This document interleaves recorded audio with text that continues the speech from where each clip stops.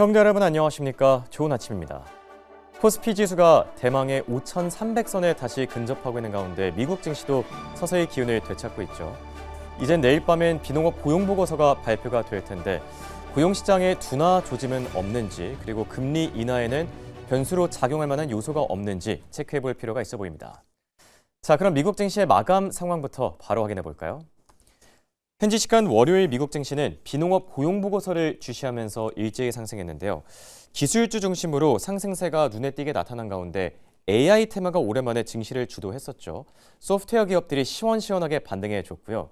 그리고 구글, 대단합니다. 참 AI의 진심이라는 게 좀 느껴지는데 수십조 원 규모의 이 채권 발행 소식이 나왔고요. 심지어 영국에서는 100년물까지 등장했다라고 해서 큰 화제가 되기도 했습니다. 자, 해당 이슈들을 소화하면서 다우지수는 장중한테 신고가를 경신하게 됐고요. S&P 500은 0.4%, 그리고 나스닥 지수도 0.8% 상승했습니다. 한편 채권 시장도 고용보고서를 기다리면서 보합권에서 움직였는데요. 간밤에 캐비넷 위원장의 발언이 있었죠. 고용시장과 관련된 멘트를 남겼는데 해당 발언 이후에 낙폭이 조금 더 확대되는 모습이었고요. 10년물 같은 경우에는 장중한때 4.2% 아래로 떨어지기도 했습니다. 지금은 다시 위로 올라선 상태고요. 그리고 달러 인덱스도 하락세를 지속 중인데요. 지금 일본 자민당의 압승에 엔화가 상승세를 지속 중이죠. 달러 인덱스가 하방 압력을 받으면서 96 후반대까지 떨어진 상태고요. 원달러 환율도 다시 1,457원대로 내려간 상태입니다. 자, 그럼 오늘 장의 메인 이슈들 한 번에 체크해 보시죠. 고용 증가세 둔화가 예상된다. 그렇지만 펀더멘탈 자체에는 문제가 없다. 앞서 말씀드린 캐비넷 위원장의 발언이었는데요. 발언 내용을 조금 더 디테일하게 보면은 고용 보고서에서 그동안 봤던 숫자들보다 조금 더 낮은 수치가 나오더라도 전혀 걱정할 필요가 없다면서 AI 기술력 그리고 생산성을 감안했을 때 미국 경제 펀더멘탈에는 문제가 없다라고 밝힌 겁니다. 해당 발언이 고용보고서 발표를 하루 앞두고 나와서 더 큰 화제가 되기도 했었는데 내일 나올 고용보고서에서 너무 뜨겁지도 차갑지도 않은 이 골디락스 상태가 나와주기를 기대해 봐야 되겠고요. 자, 그리고 간밤에 지표도 하나 공개됐었죠. 뉴욕 연은에서 1년 기대 인플레이션이 발표됐는데 3.4%에서 3.1%까지 생각보다 더 큰 수준으로 내려간 겁니다. 이 해당 레벨은 지금 6개월 만에 가장 낮은 수준인데 기대 인플레이션이 이렇게 안정되고 있다.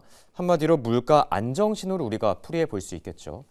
주 후반에는 이제 CPI가 또 발표될 텐데 추가적인 물가 힌트를 찾아보는 게 중요할 듯하고요. 그리고 금값과 은값이 간밤에 또 뛰었죠. 금값은 온스당 5,100달러를 회복하고 은값 같은 경우에는 장중한테 10%까지 급등하기도 했는데요. 특히 은 가격은 지금 100달러를 향해 다시 나아가는 중이죠. 그런데 월가에서는 경고음이 좀 끊이질 않고 있습니다. 아직 조정이 다 끝나지 않았다. 추가 급락세가 연출될 수 있다. 이런 경고음들이 나오는 중이니까요. 저가 매수 기회를 잡을 때는 조금 신중히 하는 것도 좋아 보일 듯합니다. 자, 이렇게 간밤에 있었던 메인 이슈들 한눈에 정리해봤고요. 기업 가운데서는 오라클이 또 오늘 10% 뛰어줬었고 구글의 채권 발행 소식이 큰 화제가 되기도 했었죠. 더 자세한 기업과 섹터 이슈들은 김현사 아나운서와 바로 만나보시죠. 네, 간밤 미국은 종목별로 섹터별로는 어떤 흐름을 보였는지 체크해 보겠습니다. 일단 간밤 기술주 안에서 M7 그 안에서도 5개 종목은 활활 탄 하루였는데요. 애플과 아마존만이 쉬어가는 흐름 장중에 연출됐다라는 점 체크하겠습니다. 하나씩 이슈 더 깊게 들어가 보시죠. 오늘 M7 안에서의 주인공을 뽑아봐라라고 한다면 알파벳일 겁니다. 알파벳은 달러화 채권 발행으로 200억 달러를 조달할 것이다라는 이야기가 나왔는데 해당 내용과 함께 100년 만기 채권이 왜 중요한지 잠시 뒤 브리핑 통해서 더 깊게 들어가 보도록 하겠고요. 알파벳 이런 가운데 오토데스크에는 피소 소식이 나왔습니다. 플로우라는 명칭을 사용하는 데에 대해서 상표권 위반 혐의로 소송 소식이 나왔다라는 점 체크하겠습니다. 이런 소식 가운데 일단 알파벳은 오늘 올라갑니다. 0.15% 강보합권 지나갔다라는 점 체크하겠습니다. 테슬라 같은 경우에는 미국 내에서 부지를 확대할 것이다라는 부분을 검토 중이다라는 블룸버그 통신 측의 보도가 나왔습니다. 뉴욕의 버팔로 공장 증설을 논의하고 있으며 만약 이게 증설로 이어질 경우 최대 10기가와트 규모의 확대가 이루어질 수 있다라는 부분까지 언급이 나왔다라는 점도 체크하고 넘어가시면 좋을 것 같고요. 마이크로소프트 같은 경우에는 오늘 2%대 강세를 가져가지만 월가는 아직까지는 투자 의견 하향 조정을 이야기하고 있습니다. 멜리우스 측에서는 AI AI로 인한 소프트웨어 업종의 구조적인 충격이 아직까지 남아있을 수 있다라고 이야기하고 있으니까요. 언제 또 올지 모르는 버블, 아직까지는 대비해야 한다는 마인드를 갖고 다음 장 통해서 히트맵도 바로 열어보도록 하겠습니다. 일단 잠시 소강 상태에 들어간 것처럼 보입니다. AI 버블, 소프트웨어 버블은 잠시 물러나고 간밤에는 오라클이 폭등해줬던 하루였는데요. 간밤 나왔던 모건 스탠리의 말 맞다나 AI 기술주는 기대감이라는 훈풍을 입고 아직까지는 상승 여력이 남아있는 듯 보입니다. 오늘 오라클 두 자릿수 대 급등하는 흐름 10%대 강세 연출했고요.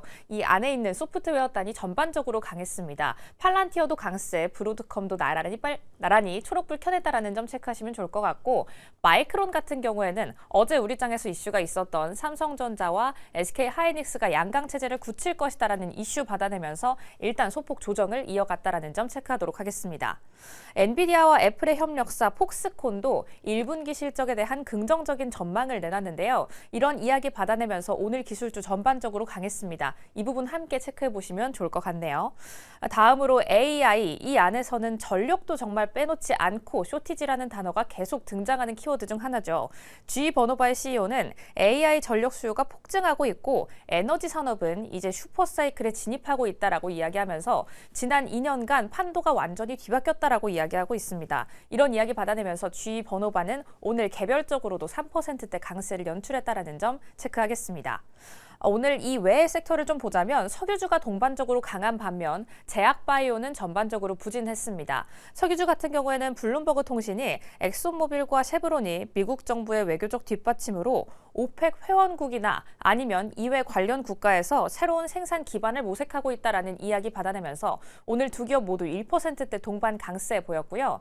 제약바이오단은 오늘 한눈에 봐도 부진합니다. 전반적으로 빨간불을 켜낸 기업들이 많은데 노보노디스크와 힘스앤허스의 이슈가 계속되고 있죠. FDA 측에서 이 복제약을 판매 금지하겠다라는 이슈를 받아내면서 오늘 노보노디스크는 강세를 이어갔지만 이에 대한 소송 소식까지 나올 수 있다라는 우려가 제기되며 오늘 힘스앤허스는 16%대 급락했습니다. 여기에 추가로 일라이릴리 같은 경우에는 RNA 신약 기업 오르나를 인수한다라는 소식 나왔지만 그럼에도 불구하고 빨간불을 켜냈는데요. 하지만 이보다 더 중요하게 짚고 넘어가야 할 점은 알파벳의 이슈죠. 다음 장 통해서 바로 확인해 보도록 하겠습니다. 알파벳이 정말 AI 투자에 올인하려나 봅니다. 지난 실적 발표 이후 가이던스를 내놓을 때 올해 안에 1,850억 달러 가량을 최대로는 지출하겠다라고 이야기를 하면서 케이펙스에 대한 기대감을 점점 키우는 모습이었는데요. 알파벳은 간밤 이런 소식을 내놨습니다. 대규모 AI 인프라 투자를 위해서 100년 만기 회사채를 발행할 것이다라고 이야기를 한 건데 이걸 센츄리 본드라고 부릅니다. 이게 왜 중요할까요? 빅테크 기업들은 지난 몇 년간 이 100년 만기의 회사채를 발행한 게 굉장히 이례적인 예시이기 때문입니다. 대부분 최장으로는 40년 만기 채권을 발행하는데요. 이렇게 알파벳이 100년 만기 채권을 발행한 것 역사적으로 얼마만의 시간이 흘렀을까를 따져봤을 때 90년대 닷컴 버블 이후 첫 100년 만기 채권 발행이다라는 점 짚고 가시면 좋을 것 같습니다. 지금까지 빅테크 채권 발행 현황 소식 함께 점검해 보겠습니다. 이렇게 채권을 발행해서 얼마만큼의 자금을 조달했는지를 체크해 보자면 알파벳 같은 경우 미국에서는 175억 달러, 영국에서는 65억 유로 가량의 하나로 환산해 보면 한 11조 가량의 채권을 발행하고 투자를 하고 있다라는 소식 체크해 보시면 좋을 것 같고요. 오라클도 줄줄이 지난주에 함께 소식을 알렸죠. 250억 달러, XAI 같은 경우에도 3호 대출로 34억 달러 가량의 자금을 조달하고 있다라는 이야기 나오고 있습니다. 오늘의 기술주 현황입니다. 전체적으로 마이크로소프트, 빅테크들 전반에 훈풍이 감도는 가운데 그래도 여러 기업들은 빨간불을 켜낸 기업들이 감지가 되고 있습니다. 이 안에서 중심은 어떻게 잡아봐야 가장 유효한 전략을 짜볼 수 있을까요? 지금부터 고민 바로 해결하러 가시죠. 자, 이번에 미국 증시 핫한 이슈들, 핫한 종목들 체크해보는 굿모닝 라이브 시간입니다. 도움말씀의 하나증권의 김세한 골드 PB와 함께합니다. 안녕하십니까? 네, 안녕하세요. 네, PB님 이틀 연속으로 보니까 괜히 더 반갑네요. 네, 저도 그렇습니다. 네.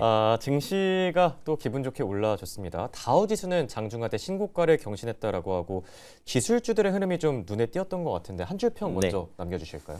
오늘자 한 줄 요약으로 말씀을 드리면 우선 고용 지표를 앞두고 있고요. 다만 이제 고용 둔화 우려가 좀 있기 때문에 이 우려 속에서도 AI나 에너지 테마 쪽의 선별적인 매수세가 계속 유입이 되고 있다라고 정리를 할 수 있을 것 같습니다. 네.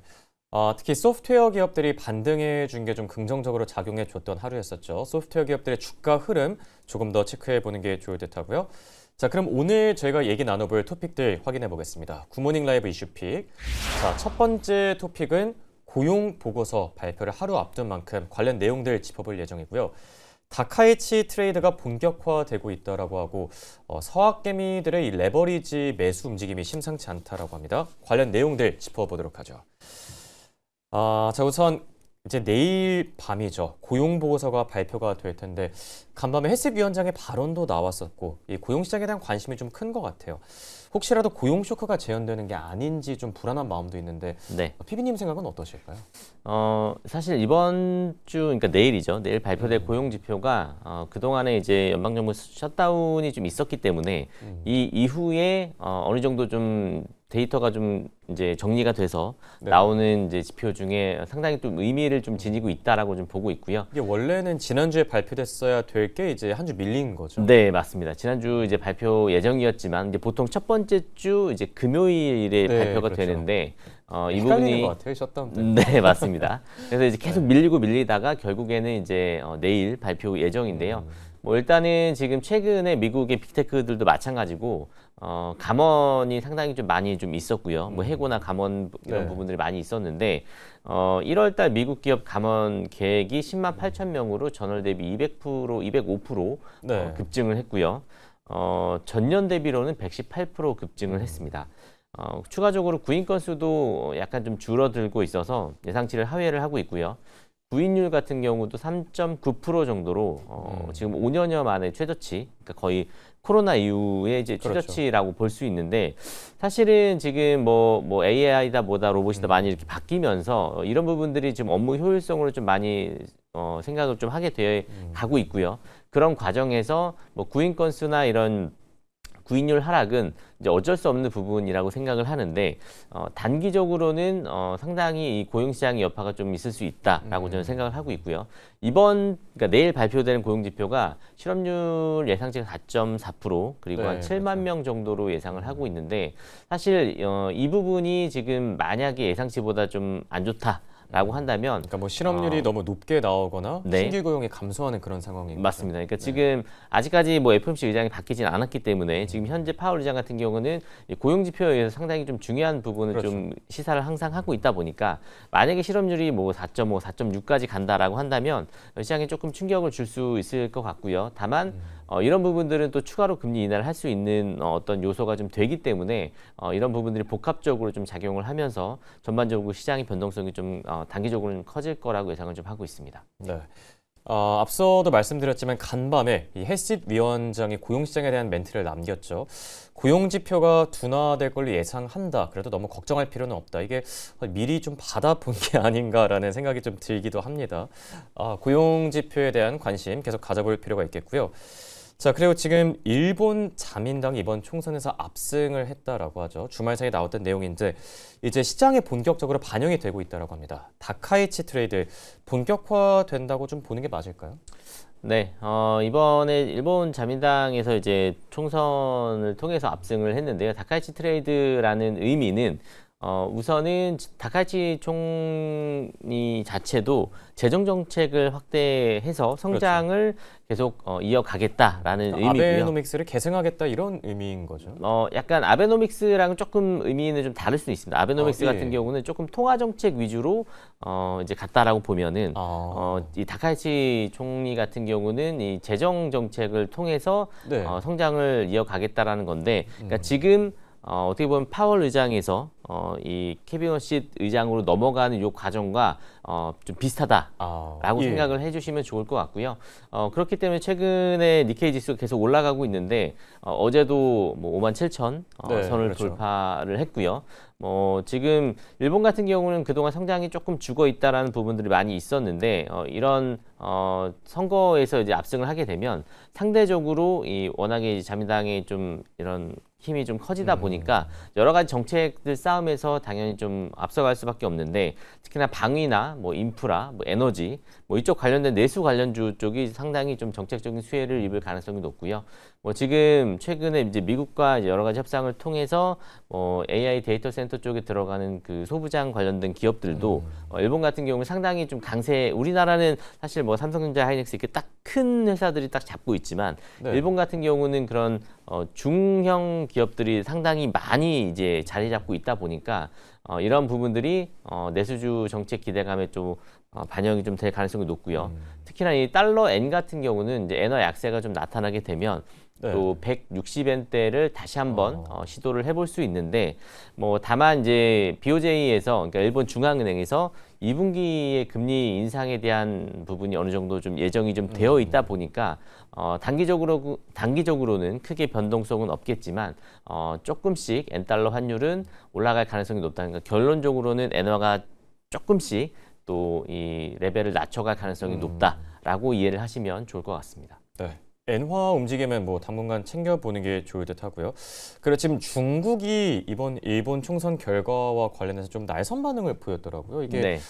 그렇게 뭐 이례적인 평가들을 남기는 경우를 많이 못 보긴 했는데 네. 다카이 압승을 두고 뭐 일본이 군국주의의 전철을 밟지 말아야 된다 이런 얘기까지 했는데 네. 중일 갈등 기조는 당분간 조금 더 이어질까요? 네, 뭐 아무래도 이제 예전에 했었던 발언들이 계속 영향을 좀 주고 있는 것 같고요. 뭐 대만과의 좀 아무래도 문제가 좀 있다 보니까 이런 네. 부분들을 계속 상당히 중국에서는 좀 껄끄러워할 수 있을 만한 또 선거 결과죠. 근데 뭐 어찌됐든 뭐 정치적인 이슈는 뭐 차치하더라도 네. 지금은 이제 경제적인 이슈에 있어서는 앞으로의 이 상당히 뭐 물론 초장기채는 변동성이 좀 있겠지만 주식시장의 이슈로 봤을 때는 상당히 긍정적인 요소가 많기 때문에 네. 일본 이 주식시장도 좀 중요하게 좀 지켜보시면 좋을 것 같습니다. 네, 여기 또 이 중일 갈등이 지속된다고 했을 때 이 한일령과 관련된 수혜주들도 눈여겨보는 게 좋을 듯하고요. 그리고 지난주에 서학개미들이 미국 레버리지 상품에만 무려 2.5조 원 베팅에 나섰다라고 합니다. 이게 달러 규모로 한 17억 달러 정도가 되는 건데 아무래도 이게 저가 매수 기회로 보고 있는 거겠죠? 네, 뭐 워낙에 이제 서학개미들의 그 탑 10 종목을 보시면 뭐 기존에도 레버리지 종목이 네. 많이 들어가 있었는데요. 특히나 이제 지난주에 좀 주가가 조정을 좀 받았었고 이제 그로 인해서 이제 레버리지 ETF가 17억 달러 순매수로 이제 네. 들어왔는데 제일 많이 이제 매수하신 거는 이제 그 반도체 3배짜리 네. 일명 쏙슬이라고 불리우는 SOXL이고요. 2배로는 이제 만족이 잘 안 되는 것 같아요. 이게 사실은 반도체 지수가 그냥 1배짜리로도 좀 뭐 최근 1년 기준 또는 2년 기준을 보면 상당히 많이 올랐는데 뭐 단기적인 이런 좀 조정을 좀 노리려고 하는 그런 부분들이 좀 강하게 좀 들어오고 있는 것 같고요. 물론 이제 지금 메모리 반도체들 바탕으로 해서 이제 뭐 반도체 지수는 앞으로도 이제 AI 산업에 상당히 큰 어떤 요소기 때문에 계속 우상향할 거라고 보긴 하는데 사실 3배 ETF 같은 경우는 뭐 하루만 완전하게 복사를 할 수 있거든요. 장기적으로 가면은 뭐 당연히 이제 아시는 것처럼 이제 음의 효과가 좀 나타날 수 있기 때문에 조금 주의를 해주셔야 되고요. 2위는 이제 TQQQ 나스닥 3배짜리 ETF인데 뭐 나스닥도 마찬가지로 그러니까 1년에 10% 전후로 해서 조정을 받는 시기가 항상 있어 왔거든요. 그러다 보니까 만약에 3배짜리를 고점에서 잡았을 때는 10% 빠진다. 그럼 30%가 빠지는 거거든요. 예. 그러니까 너무 이제 큰 종목을 투자하신다기보다는 조금 이제 조정을 받았을 때 단기적으로 사용을 하시는 게 조금 더 좋을 것 같고요. 추가적으로 이 귀금속 ETF, 그러니까 ETN도 있고 ETF도 있는데 달러 약세의 이런 기조가 계속 된다라고 봤을 때는 귀금속 ETF도 계속 수급지 유입이 좀 되고 있고 마찬가지로 뭐 3배짜리는 별로 없지만 네. 2배짜리는 많거든요. 그러다 보니까 이 2배짜리 ETF도 상당히 많이 유입이 좀 되고 있습니다. 네. 서학개미들의 이 투자 흐름 체크를 해봤고요. 자, 방금 전에 속보가 나와서 전해드리겠습니다. 반도체 설계 분야에 좀 강자로 꼽히는 기업 중에 하나죠. 온세미컨덕터가 실적을 발표했는데 실적이 조금 아쉽네요. EPS와 매출은 예상보다 잘 나와줬는데 지금 매출 가이던스가 예상치보다 낮게 나왔다라고 합니다. 시간 외 거래에서 현재 5%까지 낙폭을 키우는 중이고요. 자, 기업 얘기들 조금 더 해보도록 하죠. 간밤에 오라클의 상승세가 정말 눈에 띄었던 것 같은데 무려 한 10% 정도까지 급등을 했더라고요. 네. 한동안 이제 뭐 회사채 발행도 하고 좀 약간 이 AI 거품의 중심에 있었던 것 같은데 오라클은 요즘에 어떻게 보고 계실까요? 오라클은 사실은 이제 가장 큰 위기가 이제 신용 등급이었죠. 예. 과연 하락이 되느냐 마느냐였는데 다행히 하락이 되지 않은 상태에서 마무리가 좀 됐었고요. 이제 그 부분이 이제 전반적인 주가 흐름에서 상당히 좀 턴어라운드 할 수 있는 부분들이 좀 마련이 됐었고, 최근에는 오픈AI 관련돼서 오픈AI와 이제 그 3천억 달러 데이터 센터 계약을 했는데 이 계약 이행 우려가 어느 정도 좀 완화가 됐다라는 네. 부분들이 시장에서 좀 긍정적으로 작용을 하고 있고요. 오픈AI 같은 경우는 이미 400억 달러 현금을 보유를 하고 있고 분기 말까지 한 1,000억 달러 추가 조달을 하고 있는데 특히나 올해 지금 상장 또 예정이거든요. 그런다 그렇게 봤을 때는 사실 오픈AI가 상장을 한다라고 하면 그만큼 자금 조달이 더 쉬워질 거고 그렇죠. 그렇게 된다라고 한다면 오라클과의 이 데이터 센터의 이런 계약도 크게 무리는 없을 가능성이 높기 때문에 이 부분이 마찬가지로 오라클의 주가를 좀 끌어올리고 있고요. 다만 이제 최근에 주가가 연초 대비해서는 한 20% 정도 좀 하락을 한 상태입니다. 오늘 10% 올랐음에도 불구하고 예, 20% 그렇죠. 정도 하락을 한 상태인데 이 부분이 지금 전반적으로 이 매수세 개선으로 이어질지는 조금 더 지켜보셔야 될 것 같습니다. 네. 그래도 월가 평가는 좀 좋게 나오고 있는 것 같아요. 투자 네. 의견도 간밤에 좀 상향 조정됐으니까 네. 긍정적으로 볼 여지도 있어 보이긴 하고요. 그리고 알파벳에 대한 얘기로 저희가 마무리해 보도록 할게요. 이게 AI에 정말 진심이 느껴집니다. 네. 지금 뭐 수십조 원 규모의 채권을 발행하고 심지어 100년물 이 채권도 등장했다라고 하는데 진심은 알겠는데 괜찮은 건 맞을까요? 네, 사실 이제 100년째 지금 발행은 아직 확정은 되지 않은 걸로 네. 알고 있고요. 이제 파운드와 영국에서 유럽 쪽에서 이제 지금 발행을 추진을 하고 있는데 네. 그렇게 규모는 사실 크지 않을 거라고 생각을 하고 있습니다. 다만 이 부분이 상징적으로 주는 의미는 지금 AI 투자가 뭐 계속 이어진다라고 봤을 때는 네. 뭐 100년까지도 이어질 가능성이 높다라는 그렇죠. 이제 의미로 받아들일 수가 있고요. 이게 사실 100년 뒤에 알파벳이 있을지 없을지도 그렇죠. 모르는 거잖아요.